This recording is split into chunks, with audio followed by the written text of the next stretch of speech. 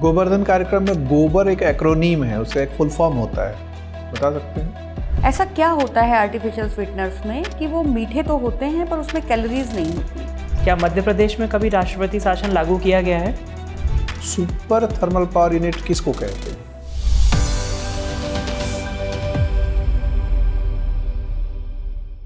मैं कम इन सर। आइए। Good morning sir. Good morning ma'am. Good morning. बैठिए सौरभ। Thank you sir. ठीक है, अपने बारे में कुछ बताइए, बातचीत शुरू करें। सर मेरा नाम सौरभ कुमार गुप्ता है। मैं मध्य प्रदेश की ऊर्जा राजधानी सिंगरौली ज़िले से आता हूँ। वर्तमान में सर मैं भोपाल में निवासरत हूँ। सर मैंने अपना ग्रेजुएशन केमिस्ट्री ऑनर से किया हुआ है। उसके उपरांत सर मैंने सीवेज ट्रीटमेंट प्लांट पे कार्य भी किया हुआ है। सर मैं वर्ष 2018 से लगातार MPPSC की तैयारी कर रहा हूँ और ये सर मेरा दूसरा साक्षात्कार है। सर मेरी जो हॉबी है वो क्रिकेट खेलना और देखना है। अच्छा, आपने केमिस्ट्री में MSc पढ़ाई की है? जी सर। और सीवेज ट्रीटमेंट प्लांट में काम किए कितने दिन? सर मैंने 2 बार कार्य किया वहाँ पे। सर एक बार 4 महीने और एक बार 5 महीने। अच्छा, तो जो जल होता है सीवेज वाला जो होता है उसमें BOD का आकलन करते हैं और COD का भी आकलन करते हैं और एक TOD का भी आकलन करते हैं। क्या फ़र्क है इन तीनों में? सर जो BOD होता है वो बायोलॉजिकल ऑक्सीजन डिमांड होता है। सर पानी में उपस्थित ऑक्सीजन की ऐसी मात्रा जो सूक्ष्म जीवों के लिए आवश्यक होती है उसे हम BOD से इंगित करते हैं। सर COD जो होता है वो उसे हम केमिकल ऑक्सीजन डिमांड कहते हैं। उसमें सर ऐसा है कि जो K2Cr2O7 है उसको कितने ऑक्सीजन चाहिए केमिकली उसे हम CO2 के द्वारा मतलब दर्शाते हैं। और सर जो DOD होता है सर मैं इसके बारे में DO ये सर टोटल ऑक्सीजन। जी sir. DO sir dissolve oxygen होती है। अधिकतम DO ये दर्शाता है कि पानी में कितनी ज़्यादा ऑक्सीजन घुली हुई है और वो पानी उतना ही अच्छा माना जाता है सर। तो BOD का कम होना अच्छा है कि ज़्यादा होना अच्छा है? सर BOD कम होना चाहिए। BOD यदि ज़्यादा है तो इसका मतलब ये है कि सर वहाँ जो भी वाटर बॉडी है उसमें सर ऑर्गेनिक मटेरियल ज़्यादा है जिससे वहाँ पे जो जल में जीव रहते हैं उनके लिए फिर सर ऑक्सीजन की मात्रा में कमी हो जाती है। अच्छा, तो वाटर ट्रीटमेंट प्लांट में काम किया है आपने और सरकार निरंतर लंबे समय से सॉलिड वेस्ट मैनेजमेंट की दिशा में भी बहुत सारे कार्यक्रम चला रही है। ये बताएं कि जो Jawaharlal Nehru urban renewal mission था 2005 में जो अनाउंस हुआ था और जो स्मार्ट सिटी मिशन है इसमें गुणात्मक फ़र्क क्या क्या है? सर जो पहले वाला जो मिशन था सर उस ओर सर जो वेस्ट जो कलेक्शन है उस ओर कम ध्यान दिया जाता था सर। इसीलिए इसको हमने स्मार्ट सिटी मिशन के तहत जोड़ा जिसमें सर जितने भी शहर हैं उन शहरों में सर जो वेस्ट कलेक्शन है वो डोर टू डोर होने लगा और सर कलेक्शन के स्तर पर मैं देखता हूँ कि एक गुणात्मक सुधार हुआ है। दूसरा सर इनोवेशन के स्तर पर भी सुधार हुआ है। जो जितनी भी वेस्ट चीज़ें कलेक्ट की जाती थी सर जैसे यहाँ पर गोवर्धन प्लांट है इंदौर में तो सर उससे CNG गैस बनाई जा रही है। इसी तरीके से सर जो और नवाचार करके जो वेस्ट था सर उसमें परिवर्तन लाए गए हैं। तो गोवर्धन कार्यक्रम में गोबर एक एक्रोनीम है, उसका एक फुल फॉर्म होता है, बता सकते हैं? सॉरी सर, क्षमा चाहता हूँ, इस विषय में सर जानकारी नहीं है। अच्छा, कोई बात नहीं। आपने कहा कि आप एनर्जी कैपिटल से आ रहे हैं, सिंगरौली को एनर्जी कैपिटल कहा जा रहा है। वहाँ का कोयला खनन उद्योग कितना पुराना है? सर मैं इसमें अनुमान लगाना चाह रहा हूँ सर 1931 से सर, जहाँ तक मुझे जानकारी है सर 1931 से। भारत में कोयला खदानों की खोज की व्यवस्थित कोशिश अंग्रेजों ने बहुत पहले शुरू कर दी थी। क्या अंग्रेजों के पहले भी कोयले का ऊर्जा के स्रोत के रूप में इस्तेमाल होता था? सॉरी सर मैं ये। अच्छा, ये बताएं कि कोयले को जलाकर गैस पैदा करना और उस गैस से बिजली पैदा करना, ये जो टेक्नोलॉजी है इसका सबसे पहले उपयोग भारत में कब दिखता है? सॉरी सर, इस विषय में जानकारी नहीं सर। अच्छा, ये बताएं कि जो फॉसिल फ्यूल होता है उसके स्रोत भारत में कई जगह पाए जाते हैं। क्या मध्य प्रदेश में भी उसके भंडार ज्ञात हैं? सर फॉसिल फ्यूल के मध्य प्रदेश में जो भंडारण है सर शहडोल ज़िले में सर कोल बेड मीथेन के रूप में प्राप्त हुए हैं सर। तो शहडोल का सर सुहागपुर क्षेत्र है, वहाँ पे मिले हैं सर। अच्छा, क्या कमर्शियल प्रोडक्शन शुरू हो गया है? सॉरी सर, इस विषय में सर जानकारी। अच्छा, इस विषय में कोई जानकारी, कोई बात नहीं है। ये बताएं कि सीवेज ट्रीटमेंट प्लांट को शॉर्ट में STP कहते हैं, लेकिन एसटीपी का एक और फुल फॉर्म होता है जो कंप्यूटर उद्योग से जुड़ा हुआ है, सॉफ्टवेयर टेक्नोलॉजी पार्क भी एक फुल फॉर्म होता है। Thank you so much. क्या होता है सॉफ्टवेयर टेक्नोलॉजी पार्क और क्या मध्य प्रदेश में कहीं है? क्षमा चाहता हूँ सर, इस विषय में सर जानकारी नहीं। ठीक है, मेरा अंतिम प्रश्न है, मध्य प्रदेश सरकार स्टार्टअप कल्चर को बढ़ावा देने के लिए एक पॉलिसी की घोषणा 2016 में किया था, लेकिन फिर बाद में 19 में भी किया और 2022 में भी किया। 2022 वाली जो पॉलिसी है, स्टार्टअप पॉलिसी, उसमें कुछ नयापन है पुरानी पॉलिसीज़ के मुकाबले। क्या खास है, क्या नया है इसमें? सर टर्म के रूप में से स्टार्टअप पॉलिसी 2022 मैंने सुना है सर, उसके अंदर जो विषय हैं उसको मैंने नहीं पढ़ा है सर, मैं निश्चय ही से जाकर के एक बार पढ़ने का प्रयास करूँगा। धन्यवाद सौरभ। सौरभ जी, केमिस्ट्री के विद्यार्थी हैं आप, आपने आर्टिफिशियल स्वीटनर्स का नाम सुना होगा। यस। ऐसा क्या होता है आर्टिफिशियल स्वीटनर्स में कि वो मीठे तो होते हैं पर उसमें कैलोरीज नहीं होती हैं? सॉरी मैम, मैं इसका भी एक अच्छा उत्तर नहीं सोच पा रहा हूँ। कोई बात नहीं। एल्केलॉइड्स क्या होते हैं? मैम एल्केलॉइड्स जो होते हैं वो नाइट्रोजन और कार्बन कंटेनिंग कंपाउंड्स होते हैं मैम, ये प्रायः प्लांट से प्राप्त किए जाते हैं, पेड़ पौधे से। ठीक है, ये बताइए कि आप मुझे अपने डेली लाइफ से उठाकर कोई एग्जाम्पल बताइए केमिस्ट्री के, कि हमारे डेली लाइफ में केमिस्ट्री कहाँ कहाँ पर यूज़ हो रही है या कहाँ कहाँ पर दिख रही है। फिर वो आपके किचन में भी हो सकती है, कहीं भी हो सकती है। मैम वैसे तो केमिस्ट्री जो है उससे हम चारों तरफ से घिरे हुए हैं, हर जगह ही केमिस्ट्री दिखाई देती है। मैम सुबह उठते से ही जो हम टूथपेस्ट करते हैं, तो मैम टूथपेस्ट में केमिस्ट्री है। वो आजकल मैम कुछ केमिकल्स हैं जो उसमें मिलाए जाते हैं, जैसे मैम SLS है, सोडियम लॉरेल सल्फेट है। उसके उपरांत हम जो मैम खाना खाते हैं, यदि हम फूड आइटम्स कुछ ले रहे हैं, जैसे मैम जो फर्मेंटेड फूड हैं, तो मैम किण्वनीकरण की जो प्रक्रिया है उसमें भी केमिस्ट्री है। ठीक है मैम फिर हम जो फूड खाते हैं वो डाइजेशन से पूरा जो डाइजेशन होता है फूड का, उसमें भी हर तरीके से केमिस्ट्री देखने को मिलती है। मैम साबुन है, सोप है, उसमें केमिस्ट्री है। ठीक है, बढ़िया। आपने किण्वन का नाम लिया, फर्मेंटेशन कितने प्रकार का होता है फर्मेंटेशन, और फर्मेंटेशन से बनने वाले कुछ एग्जाम्पल्स भी आप हमें बताइए। मैम इसके प्रकार के विषय में जानकारी नहीं है, किंतु मैम जो फर्मेंटेशन है मैम उससे ब्रेड भी बनाया जाता है, मैम खमण बनाया जाता है। मैम साउथ इंडिया में इसको डोसा वगैरह जो है। ठीक है, विनेगर किस प्रोसेस से बनता है? गन्ने के रस से विनेगर किस प्रोसेस से बनता है? जी मैम, ये भी मैम फर्मेंटेशन से बनता है। और अंगूर के जूस से अल्कोहल किस प्रोसेस से बनता है? ये भी मैम फर्मेंटेशन से। तो दोनों में फलों का जूस है, लेकिन दोनों का रिजल्ट अलग अलग क्यों है? मैम इसमें एक तो मैम जो बैक्टीरिया हैं उस स्तर पे एक अंतर हो सकता है, मैं श्योर नहीं हूँ मैम इसको लेकर के। दूसरा मैम एल्कोहल का प्रतिशत अगर कम या ज़्यादा है तो उस स्तर पर भी हम दोनों को डिस्टिंग्विश कर सकते हैं। विनेगर में अल्कोहल होता है? सॉरी मैम, मैं आपको आइडिया नहीं है। सॉरी। कोई बात नहीं है। ऑर्गेनिक खेती के बारे में आपको पता होगा, आप तो केमिस्ट्री के विद्यार्थी हैं। आप मुझे ये बताइए कि ऑर्गेनिक खेती के लिए कहा जाता है कि क्योंकि फर्टिलाइजर्स और पेस्टिसाइड से काफ़ी नुकसान पहुंचता है, इसलिए ऑर्गेनिक खेती की तरफ हम उन्मुख हो रहे हैं।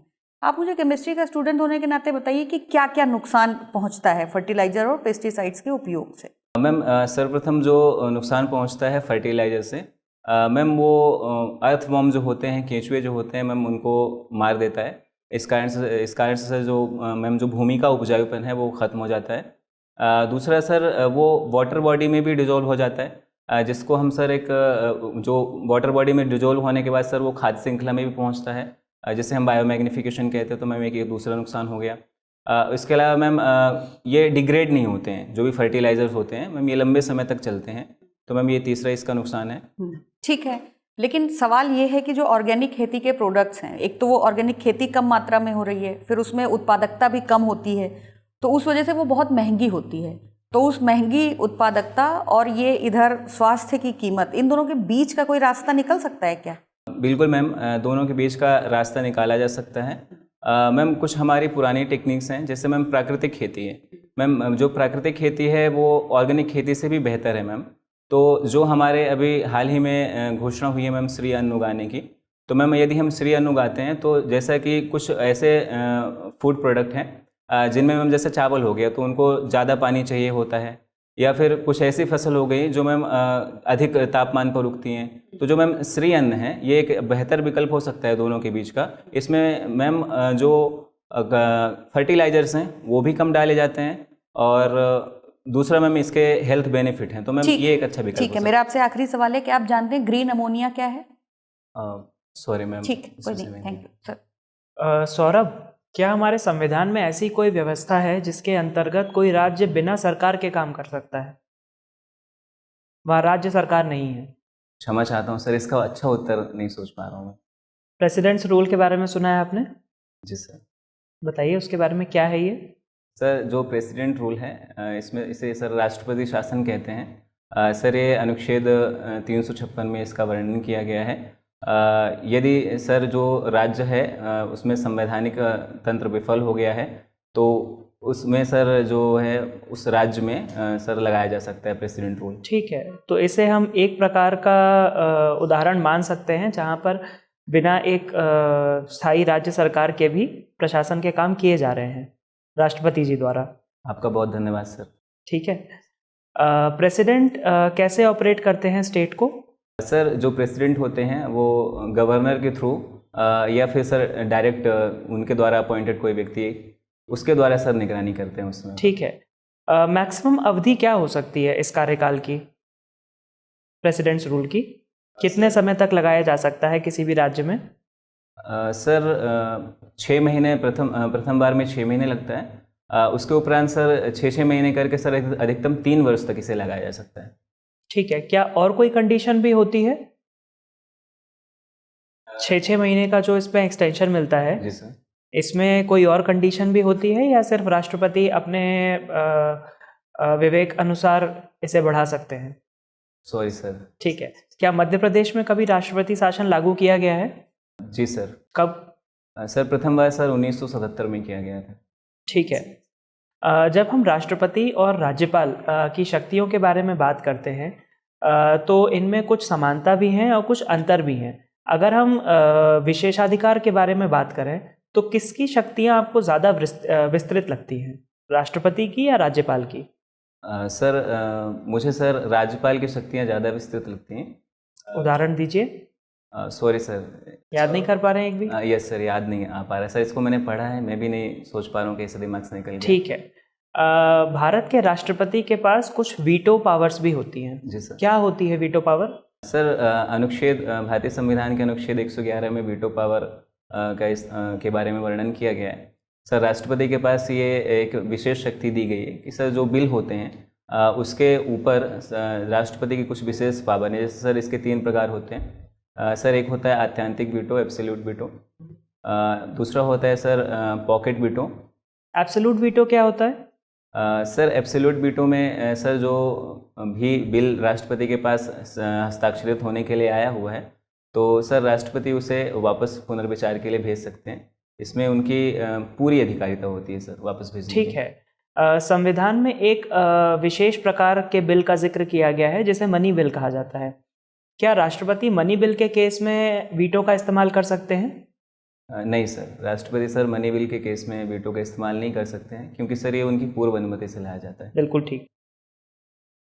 सौरभ, मेरा अंतिम प्रश्न आपसे, क्या राज्यपाल के पास भी ऐसी कुछ शक्तियां होती हैं जैसी राष्ट्रपति के पास वीटो पावर्स होती हैं? जी सर, राज्यपाल के पास भी वीटो पावर की शक्तियाँ होती हैं। ठीक है, एक वीटो पावर मतलब एक विशेष पावर राज्यपाल के पास अधिक होती है राष्ट्रपति की तुलना में, कौन सी होती है वो? सर इसका अनुमानित उत्तर है, यदि आप अनुमति दें। बताइए। सर वो कुछ वीटो को सर राष्ट्रपति के विचारार्थ रख सकते हैं सर। बिल्कुल ठीक। सर अब आपने कहा उन्हें ऊर्जा राजधानी है सिंगरौली, जी सर। और सिंगरौली में कुल मिला के कितनी ऊर्जा का उत्पादन प्रतिवर्ष हो जाता है? प्रतिदिन का सर मुझे पता है सर, प्रतिदिन जो सिंगरौली है सर 21,000 मेगावाट ऊर्जा जो है वो पैदा करता है। और मध्य प्रदेश में ऊर्जा की खपत कितनी होती है प्रतिदिन? Sir 74.8 megawatt. बस? सर ये प्रतिदिन का है सर। सॉरी सर, मैं इसे अंक के रूप में नहीं बता पा रहा हूँ सर, मुझे थोड़ा समय दे दीजिए तो मैं इसे माफ़ी चाहता हूँ सर, वो मुझे एग्जैक्ट याद नहीं आ रहा है सर। अगर आपकी बात को सच मान लिया जाए कि 74.8 लगभग 75 मेगावाट की खपत रोज होती है और उत्पादन 21,000 मेगावाट सिर्फ सिंगरौली में होती है। सॉरी सर, मैं ये गलत जानकारी दे दिया मैंने आपको सर। इसके विषय में मैंने पढ़ा हुआ है किंतु सर अभी मैं उत्तर जो है मैं सर वो भूल रहा हूँ सर।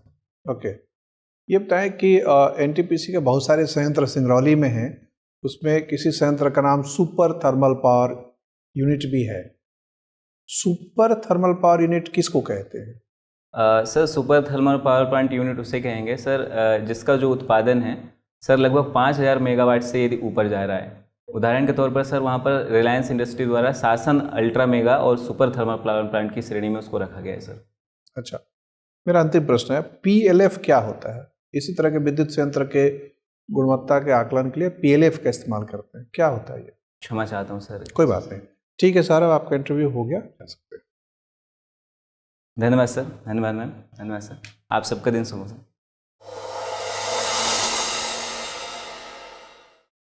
बैठिए। Thank you sir. तो इंटरव्यू आपने पहले दिया हुआ है तो अनुभव तो आपको है ही कि किस तरह का माहौल रहता है और क्या पूछते हैं, ठीक है। तो ज़रूरी नहीं कि वही सब सवाल पूछे जाए जो हम लोगों ने पूछे, मसला तो व्यक्तित्व परीक्षण का है। तो ये बताएं कि पुराने अनुभव का फ़ायदा उठाते हुए आज आपका परफॉर्मेंस कैसा दिख रहा है? सर मैं इसे सामान्य से थोड़ा ऊपर रखूँगा। ठीक है, और कुछ कमी नज़र आई जिसको कि अगर आप चाहें वक्त रहते दूर करना चाहेंगे? जी सर, सर चूँकि मैं सर 2-3 दिन से अच्छे से सो नहीं पाया हूँ जब से मैं इंदौर आया, तो मुझे लगा कि सर मैं कुछ आंसर्स जो हैं वो अच्छे दे सकता था। उदाहरण के तौर पे मैम का जो विनेगर वाला और वो फर्मेंटेशन वाला क्वेश्चन था, और सर का जो कॉन्स्टिट्यूशन वाला था, मैं उसमें थोड़ा सा ज़्यादा टाइम ले रहा था, मुझे ऐसा लगा। तो सर मैं वहाँ पे ज़्यादा अच्छा रिप्लाई कर सकता था। और आपने सर जो सिंगरौली से जो भी क्वेश्चन पूछे, तो इस प्रकार के क्वेश्चन सर पहली बार आए थे। तो किस प्रकार का? जैसे आपने सर वो PLF एक पूछा लास्ट में। PLF तो ऐसे भी प्लांट लोड फैक्टर एक कैपेसिटी यूटिलाइजेशन रेट होता है कि 100 मेगावाट इंस्टॉल कैपेसिटी या 70 मेगावाट प्रोडक्शन हो रहा है तो PLF बन जाएगा 70। जी सर। इफिशिएंसी खैर बहुत कॉमन सर वहाँ पर सिंगरौली में सर मैं 8 वर्ष तक रहा हूँ, उसके बाद सर 22 साल मैंने मतलब तकरीबन 20 साल यहाँ। कोई बात नहीं, ये सब सवाल ऐसे व्यक्ति से भी पूछा जा सकता है जो सिंगरौली का नहीं रहने वाला है, क्योंकि सिंगरौली का ऊर्जा उत्पादन में विशेष महत्व है, इसलिए पूछा जा सकता है। चूँकि आपने अपने परिचय में कहा कि आप ऊर्जा राजधानी से आ रहे हैं, तो ऐसा लगा कि आप उसकी तैयारी करके आए हुए होंगे, तो कर लीजिएगा तैयारी। और सिंगरौली को न सिर्फ ऊर्जा राजधानी के रूप में जाना जाता है बल्कि एक प्राचीन संस्कृति का भी उसमें बहुत सारे अवशेष हैं। आपने माडा के गुफाओं को देखा होगा शायद जाकर, बड़ा महत्वपूर्ण है। इसके अलावा पूरे विंध्या श्रेणी में कई जगह पर केव पेंटिंग पाया जाता है, और वहाँ भी है, सिंगरौली में भी केव पेंटिंग्स है, गुफा चित्र हैं, उसके लिए भी जाना जाता है। तो सिंगरौली पे थोड़ा सा पढ़ लीजिएगा, डिस्ट्रिक्ट वेबसाइट पे जाइएगा तो सारी चीज़ें मिल जाएंगी। प्रदूषण की समस्या बड़ी गंभीर है, बिल्कुल सर। और स्मार्ट सिटी परियोजना सिंगरौली जैसे शहरों को ज़्यादा चाहिए कि भाई हम कैसे ऊर्जा का प्रोडक्शन करते हुए भी स्मार्ट मैनेजमेंट करें कि पोल्यूशन कंट्रोल रखें। जी सर। और सॉलिड वेस्ट मैनेजमेंट सिंगरौली को और भी ज़रूरत है शायद। और इतनी बड़ी बड़ी कंपनियां हैं कि अगर सरकार सिर्फ दायित्व तो कंपनियों पे डाल दे कि भाई साहब तुम पैसे कमा रहे हो ऊर्जा से, तुम इस पूरे ज़िले को साफ रखो, तो कर लेंगे, उनके लिए बहुत बड़ी बात नहीं है। जहाँ जहाँ इंडस्ट्रियल टाउनशिप्स है और जो किसी ख़ास औद्योगिक घराने के नियंत्रण में रहता है, वो बड़ा मेंटेन करके रखते हैं उसको। बस ये है कि उनको पार्टिसिपेट कराया जाए PPP मॉडल में। तो कुछ कुछ नई नई चीज़ें भी आप सोच के देखिए कि शहरी प्रबंधन में जैसे इंदौर शहर या भोपाल शहर स्वच्छता के मार्ग पर बार बार अच्छा आ रहा है, तो अब एक होड़ सभी शहरों को करनी चाहिए कि हम भी स्वच्छ रहेंगे। बहरहाल, तो वैसे आपका व्यक्तित्व तो अच्छा दिख रहा है हमें, एंट्री ठीक है, ड्रेस सेंस है ठीक है, बैठने की भंगिमा सही है। उस दिन शेव अप तो करके जाइएगा ही आप, बाल भी थोड़े से और छोटे रहेंगे तो बेहतर है, वैसे देख लीजिएगा कैसा। सर इससे छोटे रखता हूँ तो सर खड़े हो जाते हैं। और सर वो एक्चुअली मैं ये पूछने वाला भी था सर, बाल बहुत ज़्यादा सफ़ेद हैं साइड से और वैसे भी हैं सर तकरीबन 40%। तो सर जेल लगाना या कलर करना, सर मैं ये सारी प्रक्रिया बिल्कुल नहीं करना चाह रहा हूँ, तो उसके अलावा कुछ आप सलाह दे दीजिए बालों के लिए। मुझे लगता है थोड़े से छोटे करा के सेट करा लीजिएगा, उस दिन सेट करते हैं ना, जी सर, तो ठीक रहेगा। जेल तो हाँ वाकई लॉन्ग टर्म में नुकसानदायक होता है बालों के लिए। ठीक है, तो अपीयरेंस ठीक लग रहा है, बातचीत की शैली भी ठीक है, और आवाज़ का स्तर ठीक है, अभिव्यक्ति ठीक है, आपकी स्पष्टता है, तार्किकता है, तो ठीक है चीज़ें। बस ये है कि केमिस्ट्री में MSc हैं तो आपने ठीक पहचाना कि अगर बहुत बेसिक चीज़ें कुछ वो पूछ सकते हैं, उनको लोभ होगा कि आपसे कुछ बेसिक बातें पूछें। अब केमिस्ट्री में बहुत सारी चीज़ें हैं जो उसमें कि रिवीजन आदमी ना कर पाए तो बारीकी से ना बता पाएगा। तो ऐसा आप उत्तर गढ़ते समय ध्यान रखिएगा कि अगर कोई चीज़ उत्तर देने की प्रक्रिया में निकल रही है तो बोलते समय भी आप चक्कर न रहिएगा कि इस पर मेरे को और काउंटर क्वेश्चन आ सकता है। मानसिक तैयारी उसी के अनुसार रखिएगा। जी सर। ठीक है। बीओडी सीओडी आपने ठीक बताया, टीओडी नहीं बताया, टोटल ऑक्सीजन डिमांड। क्या पता नहीं है या आप सुन नहीं पाए? सर मैं उसको डीओडी सुन पाया, तो शायद मैंने आपसे पूछा भी कि सर, मैंने कहा कि सर मैं इस टर्म से अवेयर नहीं हूँ। अच्छा, तो फिर आपने उसको डीओ कहा। हाँ, टीओडी से शायद आप परिचित नहीं है। ओके, हो सकता है, तो इसको देख लीजिएगा। और क्रिकेट खेलना और देखना आपका शौक़ है, तो हमने बहुत सारे सवाल तो नहीं पूछे, लेकिन मध्य प्रदेश से बहुत सारे क्रिकेट खिलाड़ी हुए हैं, खासतौर पे महिला खिलाड़ी बहुत सारी अभी भी क्रिकेट टीम में हैं, उनके बारे में पूछ सकते हैं, तो अपनी तैयारी रखिएगा उसके बारे में। जी सर। और बाकी जो सामान्य जानकारी है कि मध्य प्रदेश का जीडीपी क्या है, जीडीपी में अलग अलग क्षेत्रों की हिस्सेदारी क्या है, सरकार ने जो बजट पेश किया उसमें कुल व्यय का क्या प्रस्ताव है, उसमें राजस्व व्यय और पूंजीगत व्यय का क्या अनुपात है, क्या राजस्व अधिशेष है बजट में या राजस्व घाटे की स्थिति है, राजकोषीय घाटा और प्राथमिक घाटा, राजस्व घाटा, इनमें क्या फ़र्क होता है, इस तरह की चीज़ें भी एक नज़र देख लेना चाहिए। वित्त मंत्रालय के वेबसाइट पर जाइएगा तो बजट भाषण मिल जाएगा और इकोनॉमिक सर्वे मिल जाएगा, तो उसका पहला अध्याय कम से कम पढ़ डालिएगा। और इसके अलावा जो सामान्य चीज़ें हैं, मध्य प्रदेश के एक वन प्रधान प्रांत है, क्योंकि सबसे ज़्यादा वन क्षेत्रफल यहाँ है। जी सर। तो वनों को कितने वर्गों में बांटते हैं, आरक्षित वन क्या होता है, देश का सबसे पुराना आरक्षित वन मध्य प्रदेश में स्थित है, तो उसका नाम क्या है, कब आरक्षित हुआ था, और वन्य जीव अभयारण्य कितने हैं, राष्ट्रीय उद्यान कितने हैं। एग्जैक्टली सिंगरौली ज़िले में तो नहीं, लेकिन पास में रीवा ज़िला है और वो इलाका सफ़ेद बाघों के लिए भी जाना जाता है, तो उस पर भी सवाल आ सकता है, उसकी भी थोड़ी बहुत पढ़ाई करके रखिएगा। और केमिस्ट्री का जो दिन में उपयोग है वो तो बहुत व्यापक है। आपने ठीक कहा कि हम पानी भी पी रहे हैं तो दरअसल केमिकल ही है, केमिस्ट्री की नज़र में तो H2O भी एक केमिकल ही होता है, हवा सांस में ले रहे हैं वो भी एक केमिकल ही है, तो हर चीज़ केमिस्ट्री ही है। जी सर। चारों तरफ हम लोग अंदर बाहर घिरे हुए हैं केमिस्ट्री से, तो बहुत व्यापक उपयोग है। फार्मास्यूटिकल इंडस्ट्री में है, पेंट इंडस्ट्री में है, टेक्सटाइल इंडस्ट्री में है, तो बहुत सारी चीज़ें। तो ठीक ठाक है, आपने जानकारी अपनी अच्छी रखी है और थोड़ा पढ़ते रहिए निरंतर। पॉलिटिकल जब इलेक्शन का माहौल है तो इलेक्शन से रिलेटेड जो कॉन्सेप्ट्स हैं, विधानसभा, लोकसभा, राज्यसभा में मध्य प्रदेश का प्रतिनिधित्व और महिला प्रतिनिधियों की संख्या, महिला मंत्रियों की संख्या, ये सब भी देख लीजिएगा। ठीक है, चलिए, all the best. Thank you so much. Thank you ma'am. Thank you sir. Dear viewers, अपने एग्जाम की तैयारी को और बेहतर करने के लिए हमारे चैनल को लाइक, शेयर और सब्सक्राइब करना न भूलें।